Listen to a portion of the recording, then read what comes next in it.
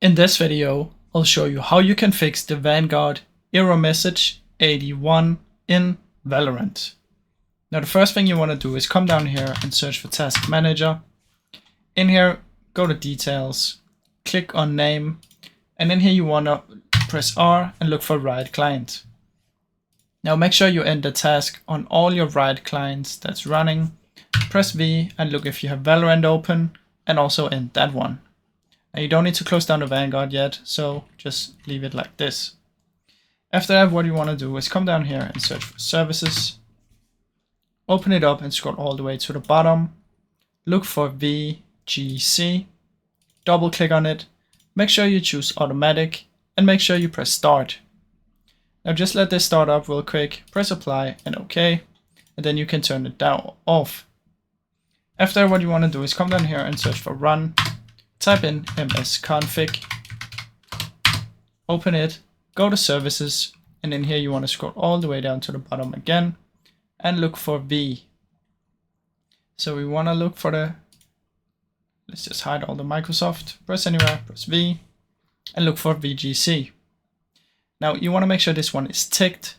If it's not ticked, just tick it, press Apply, and OK. After that, what you want to do is make sure it's running. As you can see, it says running right here. You can right click on it and run it. Now after that, what you want to do is you want to allow Riot games through your firewall. So search for firewall right here, open it, allow an app, change settings, check if you have Riot games in here. You can see I have Riot client, and make sure private and public is ticked. Now if it's not here, you can press allow another app, browse. Then we want to find our Riot client, right click, open file location, and click up here, Control C, click in here, Control V, press enter. Then you simply just select this one and open. Now once you've made sure that both of these are ticked, another thing you can do is come down here and search for VPN. Make sure you don't have a VPN connected.